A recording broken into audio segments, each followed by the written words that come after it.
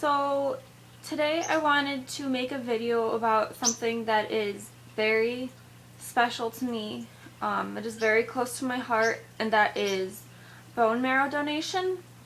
And I just wanted to tell my story for myself so that I can look back at it, and also just to educate more people about it, I guess. So my story starts in the spring of 2010 when I was getting ready to come home from college. I stumbled across a link for a website called Be the Match. They were pretty much just asking you to send in, or asking you to give them your address so that they could send you a test kit to test your tissue type, I think. But pretty much what it was is just, it was an envelope with some sealed swabs, and you just had to swab the inside of your cheek. There was a few more directions, but I don't remember. It was almost 2 years ago. So I took my little test. I swabbed my cheeks, I sent it back to them, and that was that. So yeah, in the fall is when I got a call that I was a possible match for a 10-year-old little boy who had severe aplastic anemia, and I still don't know much about it, but there was it came to the point where the way to treat it was going to be for him to receive a bone marrow transplant. And how it works is usually the best match for a person would be their sibling. And I do know that he had a little brother, but he would only be 8. And I doubt that they would do the surgery on an 8-year-old. Just from my experience, I was 19.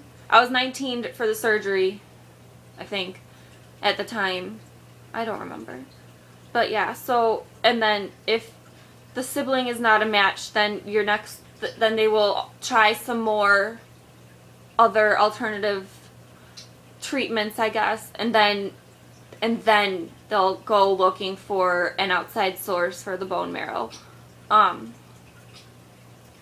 I was in the database for Be the Match, and I got a call in November saying that I was a possible match, and that I needed to go to a local blood donation facility to just give a few vials so that they could test it further to see if I really truly was the best match for him. So I went and gave a few vials of blood. They said, okay, you would be a match, but we need you to come in to do more tests. So I went down. It was a doctor's appointment about an hour and a half away, and I had to go down, I think, 3 times before the surgery. No, it was only twice. The first time was, like I said, to just make sure that I could handle having the surgery, the donation done, that I could handle donating it, that my body could. So they had some tests. They did an x-ray of, where they took it out, which was, it's at the base of your spine. And I'll show when I get farther into the video, I guess. But they did an x-ray of my pelvis, because that is where it's taken from. They did an EKG to check my heart and make sure that it was healthy, which it was. There may have been more tests, but at this point I just don't remember. November, sorry. In the middle of September, I believe, I got the call saying that I was the perfect match, pretty much, for the little boy. And that I was, in fact, going to be donating. So that was that was very exciting to hear, because I was gonna save his life. Like, I saved him, which is, it felt really good to know that I gave him another chance at life to live and grow older and be healthy and live a normal life. So before the surgery happened, I had to donate 2 pints of my own blood to myself, and I had to do them either 1 week or 2 weeks apart, which if anyone has donated blood before, you know that you have to wait like 6 or 8 weeks before you do it again. Just so your body has enough time to replenish the blood that you are donating. But I had to do mine, I can't remember if it was 1 week or 2 weeks apart, but it was 1 or 2 weeks apart. So the first time went fine, like, you know, any other blood donation. I had done it when I was in high school. You know, I mean, it was no big deal. The second time, however, I was already, you know, low on blood. So that was more rough. I had to be picked up at the donation place and leave my car there for the night because I walked from the inside of the building to the car that was pulled up to the curb, so it was 15 feet, and I climbed into the Jeep, and I was completely out of breath, like I had just ran a mile. So yeah, so I got picked up, and fast forward a week or two to December 15th, the day of the surgery donation.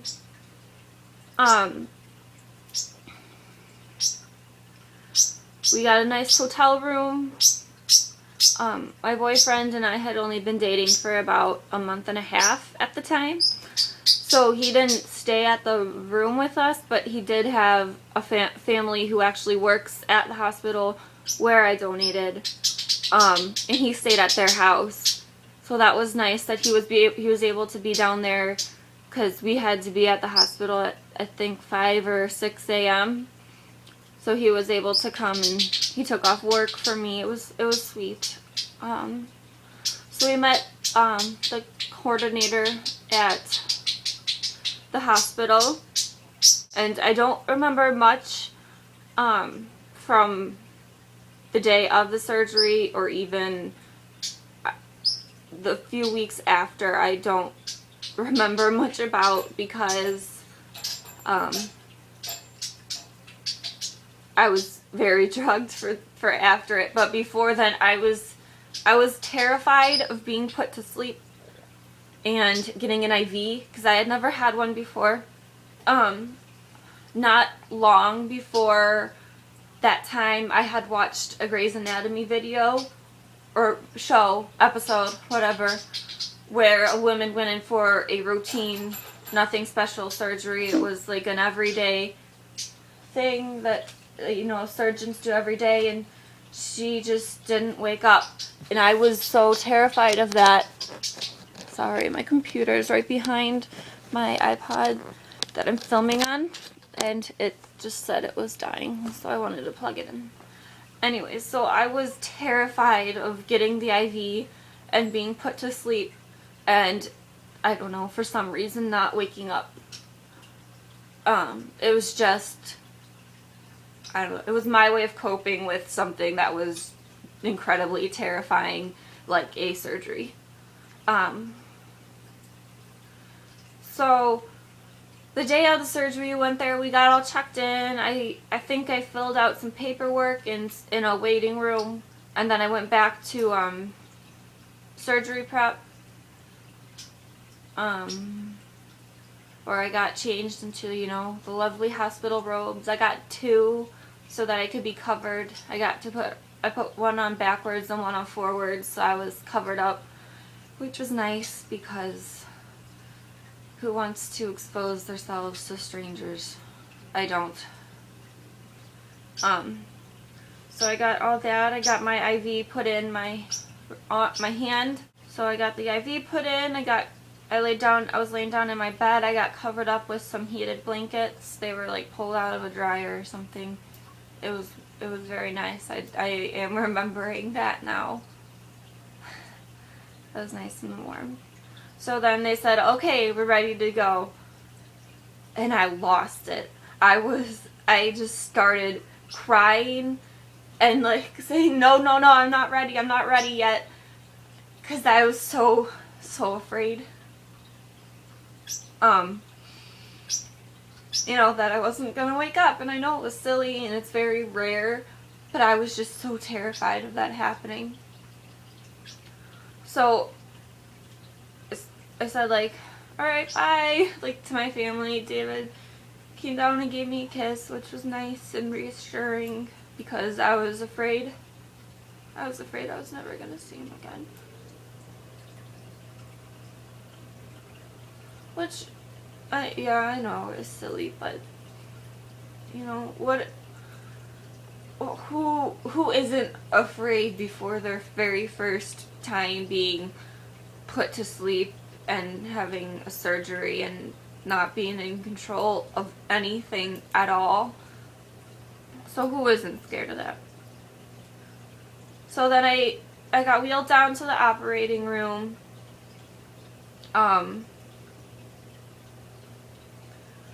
the last thing I remember was the anesthesiologist asking me what music I wanted, and I told him Taylor Swift because she's my favorite. She's always been my favorite. But so he said, okay, I think I got some right here on my iPad, and that was it. And then I woke up, like no time had passed. So that happened, and I was waking up, and the first thing that I noticed that I remember from waking up was that I had oxygen going in my nose, and it was cold, and it felt like they were trying to like dry freeze my brain. It was freezing. It was so cold, just going right into my nose. So I took that out. I think I did at least.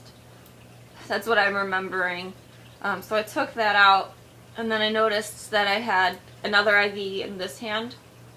So I had two, because I'm assuming that one of them was giving me IV fluids and the other was giving me blood, my own blood. So I woke up, and when you donate bone marrow, it comes from your pelvis, and it's the very back of your pelvis, and I can show where it is.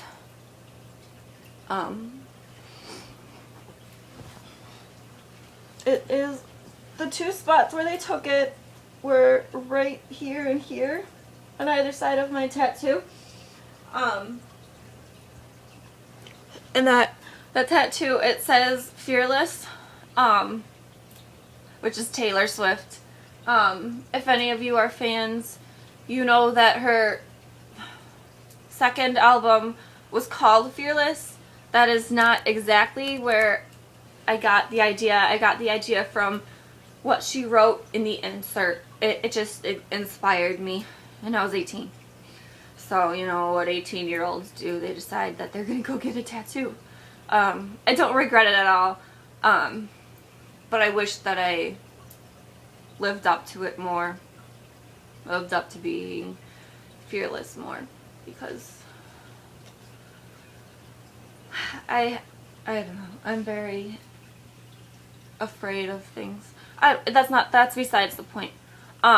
So how they do the surgery is they can't just stick the needle in your bone and pull it all out. They have to go, because it'll get to a point where they're not getting marrow and they're just getting like stuff from inside the bone.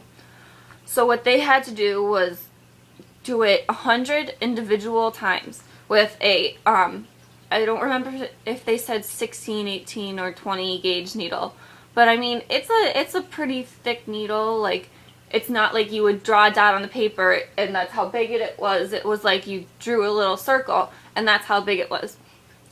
So, and they did it 100 times on each side. So I was stabbed in the bone 200 times. So if you can imagine waking up from after that and trying to move, not knowing what is going to, what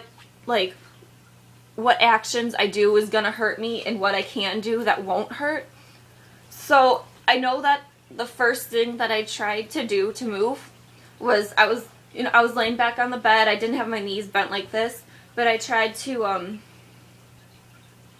like lift up my butt, kind of like trying to crab walk, putting like, I was just trying to lift up my butt. I don't know why. Maybe I was trying to sit up more. I was coming down from being medically sedated, so obviously my memories are not 100%. So I was waking up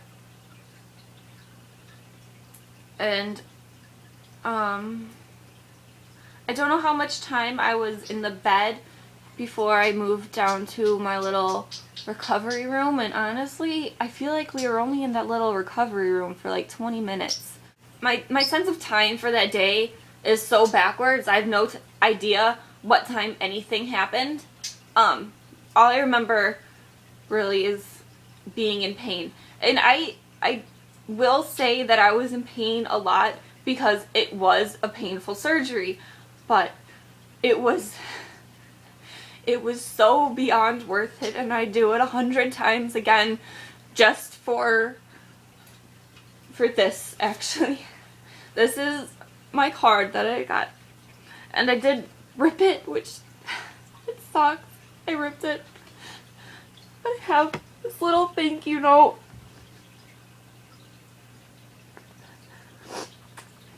Which makes it infinitely worth every bit of pain that I went through and still continue to go through. I was in the bed, then I got moved into like a little recovery room. It wasn't anything special. It was like a, I don't know, maybe 10 by, no, not even. Like a 6 by 8 little room, like 3 walls and then a curtain. And we just sat there. Oh, I ate. They gave me food. They gave me this terrible, terrible chicken soup. I mean, okay, the soup wasn't bad, but the noodles were incredibly overcooked. Ugh. But the broth was real good. I think I might have eaten some carrots from it too. So they made me eat. That's all I remember from that. I was pumped full of IV fluids, so that meant that I had to use the restroom a lot. And they made me walk. And like I said, where they took it from,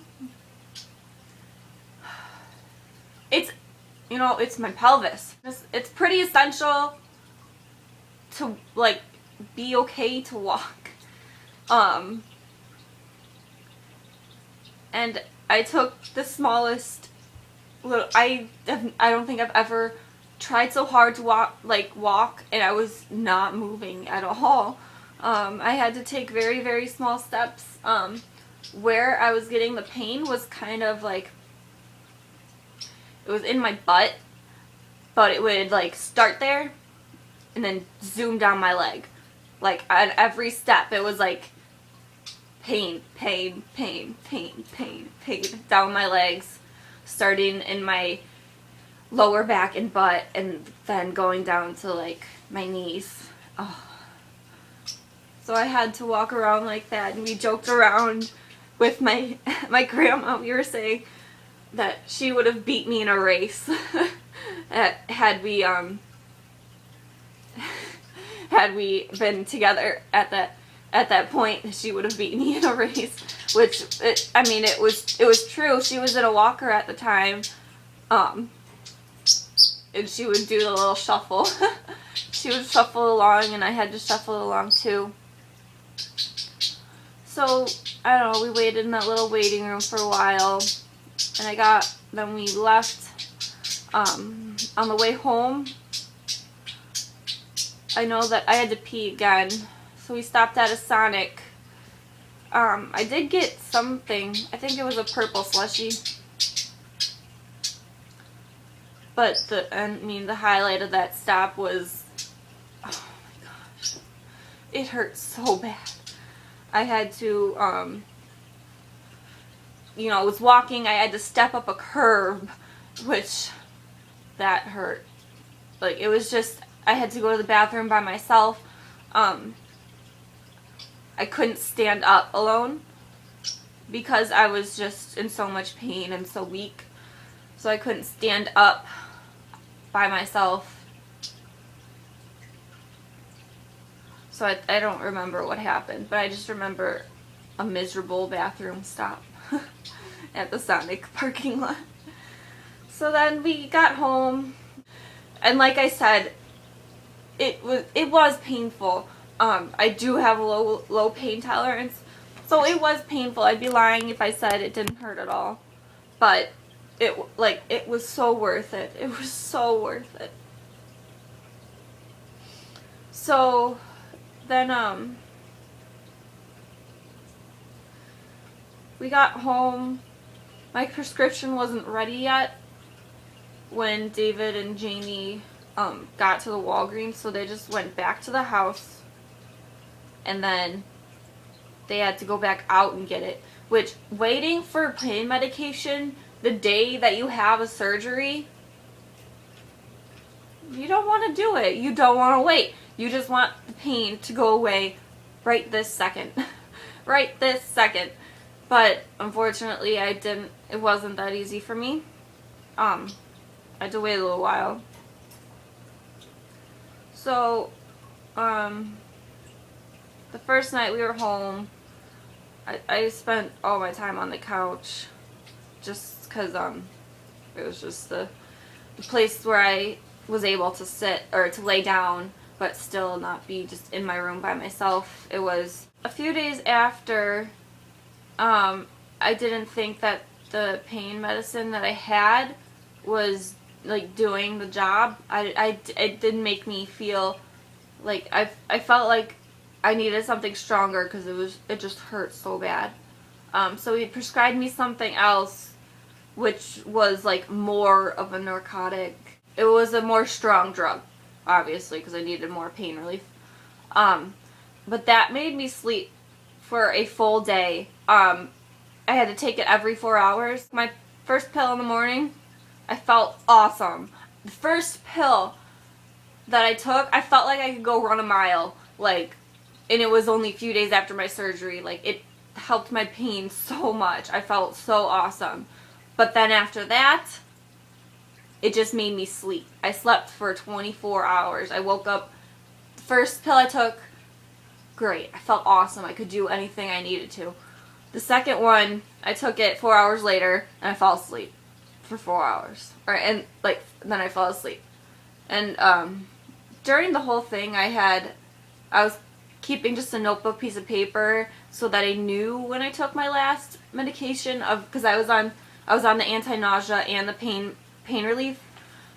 So I was keeping track of when I took everything, and I'd take my pill, I'd maybe stay up for 20 minutes, then I fall right back asleep for pretty much 4 hours. I woke up exactly when I needed to take it for a whole day. And then I decided, I can't do this. I can't sleep all day. I was off work. I didn't go back to work for a very long time. But I couldn't just sleep all day. I just wasn't okay with that. So I got another prescription for the less strong pill. And by that time had gone by, so I was healing a little better. So everything was going well. Middle of January, I got an email from my the coordinator saying that the cells took and he was doing okay. And so I was so happy. I saved his life. There was a lower chance of him even being there without me. So it felt very special. And I already showed you this card that I got from him.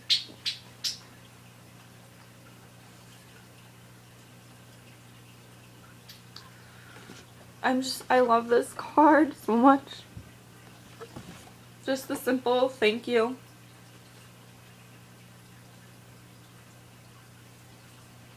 I also got another card.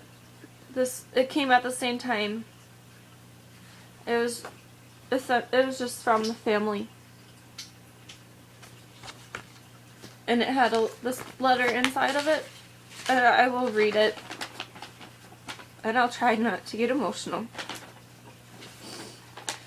We want to thank you for what you have done for us and tell you a little bit about our son. He loves playing baseball, riding his four-wheeler mini bike, and right now playing with Legos. He just got a new puppy for his birthday, which he misses a lot. He has a brother 2 years younger that he plays with. They get along most of the time. We want you to know how grateful we are to have you do such a compassionate and selfless thing for us. I believe God has angels on earth to help us. You are definitely His angel. It is our hope that your friends and family realize what a truly special person you are.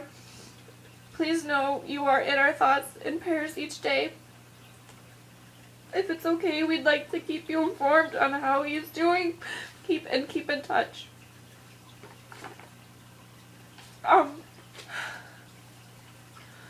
Unfortunately, in the past year of my life, I have been incredibly busy.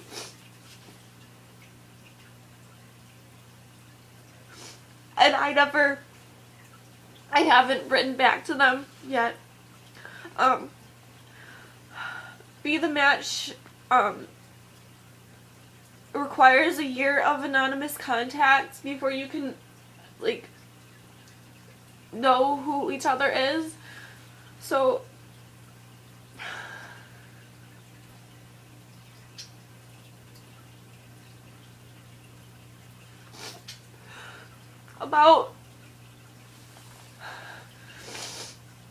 it was 2 weeks before the 15th.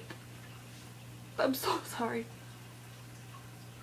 2 weeks before the 15th of December 2011, which would have been a year after my donation, my coordinator, it was a week before that, she sent me paperwork.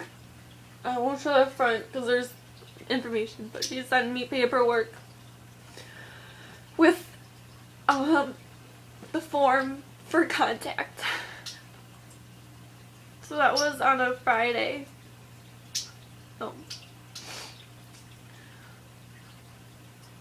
I don't know what date it was.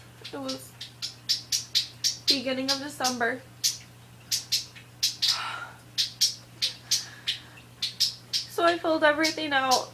I got the letter from my coordinator on a Friday. And the next Friday she called me in the morning to let me know that he did not make it. And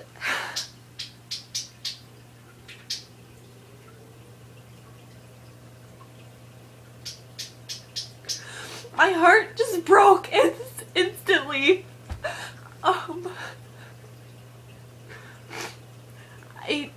I did not get the chance to write them before then, but I did. I got so many hopes and dreams for him. I was so excited for him to go to his prom, and I wanted to invite them to my wedding.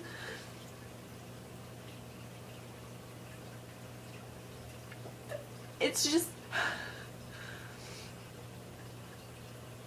I was just dreaming for him that he would just have this happy life now, and he would be okay.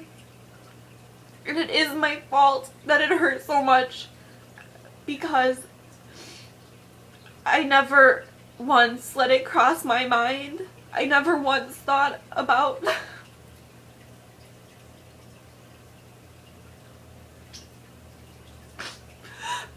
I never once thought about him not making it. It just never crossed my mind. I never thought about how it would feel. Just because I didn't want to believe that it wouldn't work.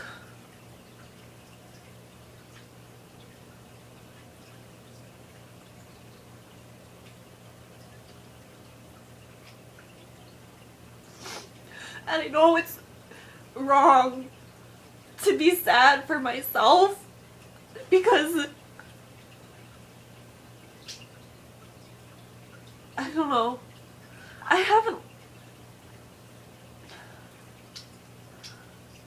I didn't lose anything compared to his mom and dad and brother.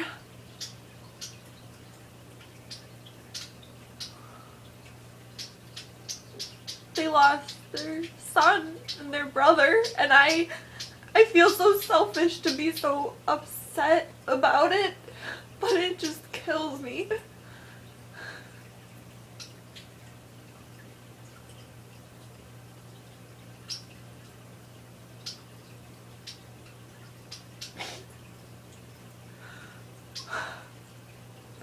And it kills me even more that I never sent anything.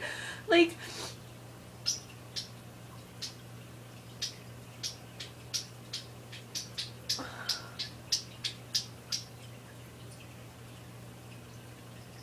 I feel so guilty that I have these 2 letters here that are written that I never sent. As simple as just putting it in a mailbox.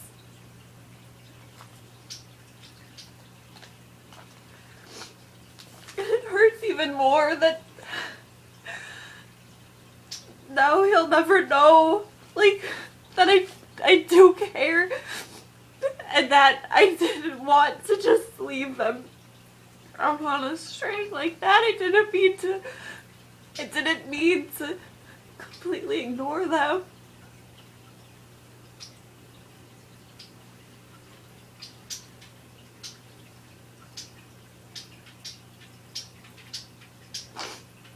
He'll never know he'll never know my name.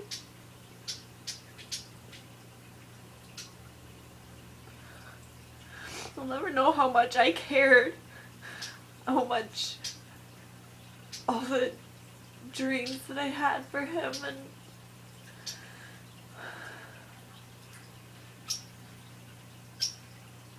it hurts.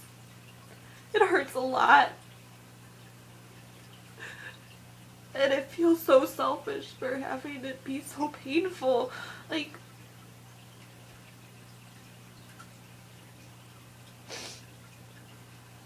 I don't know. I don't know what to say now.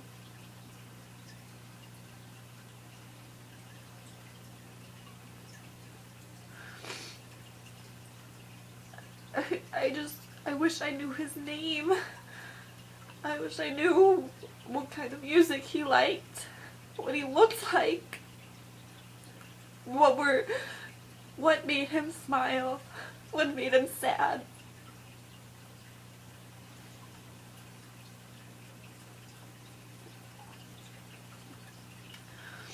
And I still have the paperwork. And I don't know why I haven't sent it.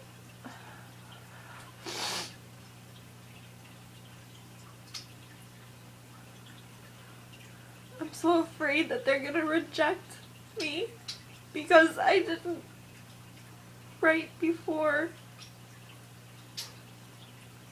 I'm afraid that they're gonna want nothing to do with me and that I'm never gonna know who he was.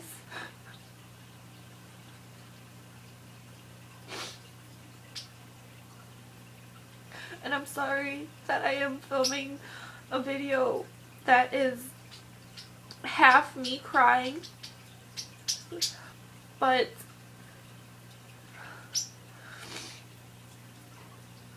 maybe this will help me heal a little.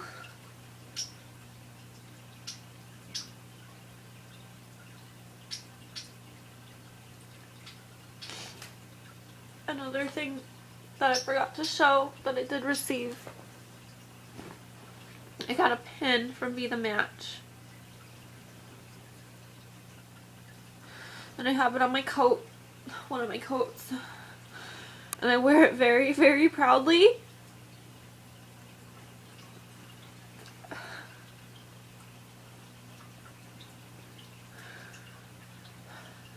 It is my proudest moment. Not moment. But it is what I am most proud of in my life. And I hope that if you've watched this, that if you ever come across the opportunity to do something like this for someone, I hope that you know that although it may be scary and it may be painful, you will never know how good it feels to know that I gave him more time with his mom and his dad and his brother. I gave his family more time with him. And right now, it is still hard to see that positive side, even though it's been over a month now. It's still really hard to see the positive side of this, but I know it'll come with time. I hope that I can learn his name and meet his family wherever they live.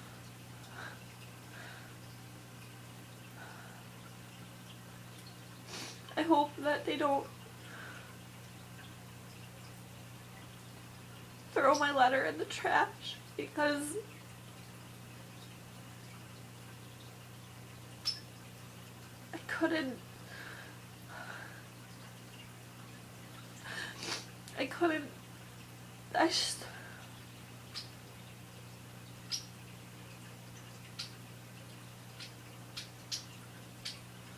I hope they know that I really do care a lot.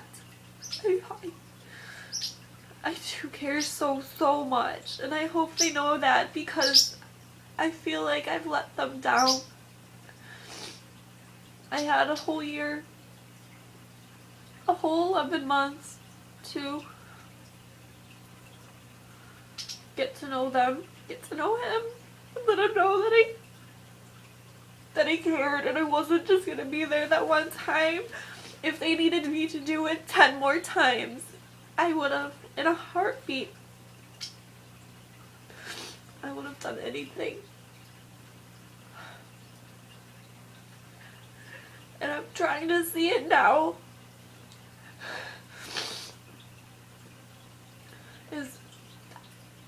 I was his guardian angel while he was here. And now that he's gone, he's my guardian angel.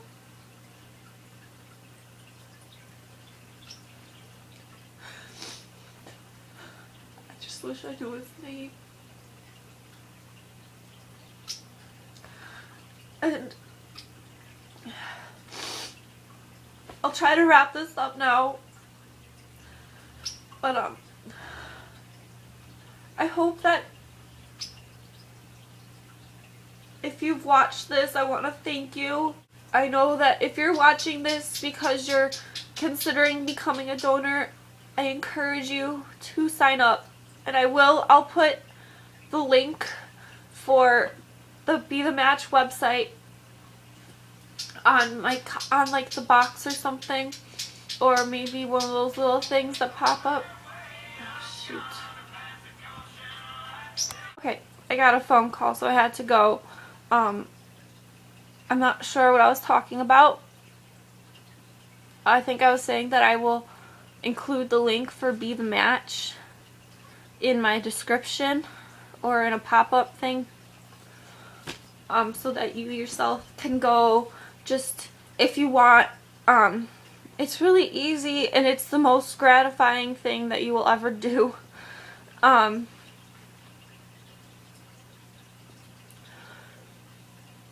if you did stay through and watch all this, I know that I'm recording again now, but my last video was like 50 minutes of recording.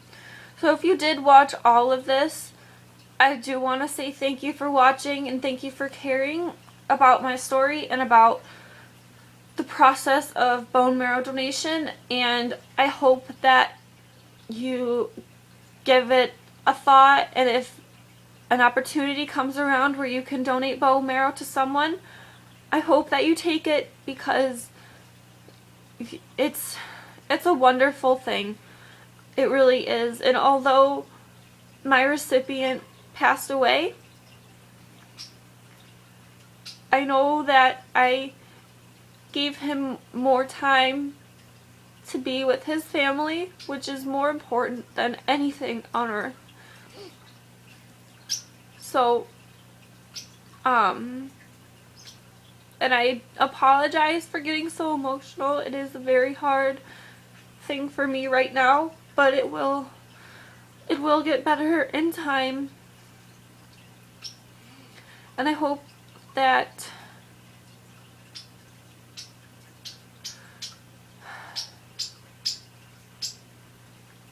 if a loved one of yours needs a bone marrow transplant, I hope that you find your match.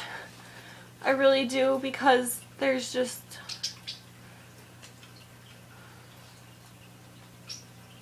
I don't know what I was going to say. But I will stop talking now.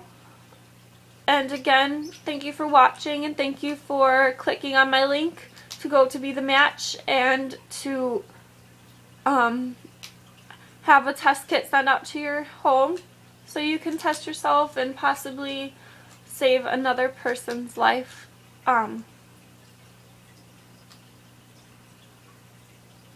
Thank you.